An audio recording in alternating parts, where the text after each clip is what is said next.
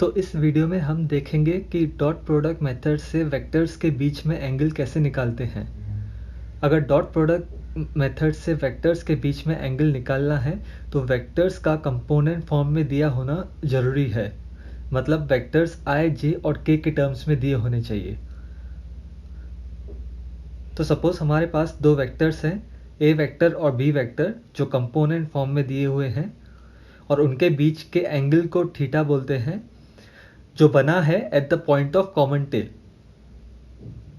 Theta जो है वो 0 डिग्रीज और 180 डिग्रीज के बीच में डिफाइन किया जाता है, क्योंकि हम वेक्टर्स के बीच में दोनों में से छोटे वाले एंगल के मेजर को एंगल बिटवीन द वेक्टर्स बोलते हैं, और वो हमेशा 0 से 180 डिग्रीज की रेंज में ही होता है।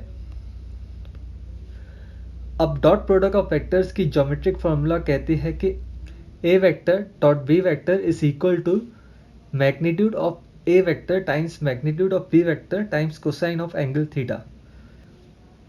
अब हमें कोसाइन थीटा को अकेला करना है, तो दोनों साइड्स को मैग्नीट्यूड्स ऑफ a वेक्टर और b वेक्टर से डिवाइड करेंगे। हमें थीटा की वैल्यू चाहिए। अब न्यूमरेटर में a डॉट b निकालने के लिए हम डॉट प्रोडक्ट ऑफ वेक्टर्स की दूसरी फार्मूला का उपयोग करेंगे, जिसमें हम वेक्टर्स के x कंपोनेंट्स को मल्टीप्लाई करते हैं। तो 1 टाइम्स 1 वेक्टर्स के y कंपोनेंट्स को आपस में मल्टीप्लाई करते हैं और वेक्टर्स के z कंपोनेंट्स को भी मल्टीप्लाई करते हैं, और इन तीनों मल्टीप्लिकेशंस को, इन तीनों टर्म्स को ऐड करते हैं। तो ये हमारा dot product a vector dot b vector है। 1 टाइम्स 1 इज 1, 1 टाइम्स -1 इज -1, और थर्ड टर्म है 2 स्क्वायर रूट ऑफ 6/5। 1 माइनस 1 0 होता है, तो a vector dot b vector 2 square root 6/5 के बराबर निकलता है। नेक्स्ट हम a वेक्टर और b वेक्टर की लेंथ निकालेंगे। a वेक्टर की लेंथ के लिए हम a वेक्टर के x, y और z कंपोनेंट्स के स्क्वायर्स निकालेंगे, उन्हें ऐड करेंगे और होल टर्म का स्क्वायर रूट निकालेंगे। सिमिलरली वेक्टर b के लेंथ के लिए b वेक्टर के x, y और z कंपोनेंट्स के स्क्वायर्स को ऐड करेंगे और पूरे टर्म का स्क्वायर रूट लेंगे। तो मैग्नीट्यूड ऑफ a वेक्टर निकलेगा 1 + 1 + 4, जो 6 होता है।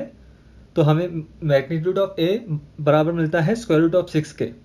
मैग्नीट्यूड ऑफ b वेक्टर 1 + -1 का स्क्वायर इज 1 + 6/5, तो ये सिंप्लीफाई होकर हमें देगा स्क्वायर रूट ऑफ 16/5, जो ±4 स्क्वायर रूट ऑफ 5 के बराबर होगा।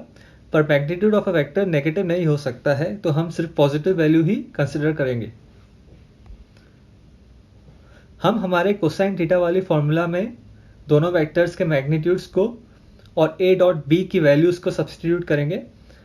डिनोमिनेटर में देखेंगे कि तो स्क्वायर रूट ऑफ 6/स्क्वायर रूट ऑफ 5 को स्क्वायर रूट ऑफ 6/5 लिख सकते हैं, जो न्यूमरेटर में स्क्वायर रूट ऑफ 6/5 से कैंसिल होगा, तो बचेगा 2/4 या 1/2। पर ये कोसाइन थीटा की वैल्यू है, हमें थीटा चाहिए, तो दोनों साइड्स कोसाइन इनवर्स अप्लाई करेंगे। क्योंकि थीटा 0 डिग्रीज और 180 डिग्रीज के बीच में डिफाइंड है, लेफ्ट हैंड साइड में हम कोसाइन इनवर्स और कोसाइन को कट कर सकते हैं। राइट हैंड साइड में कोसाइन इनवर्स ऑफ 1/2 π/6 या 30 डिग्रीज के बराबर होता है, 0 से 180 डिग्रीज की रेंज में। ध्यान दीजिएगा कि हमें ये 0 से 180 डिग्रीज की रेंज में चाहिए। तो a वेक्टर और b वेक्टर के बीच में छोटे वाले एंगल का मेजर है 30 डिग्रीज या π/6 रेडियंस।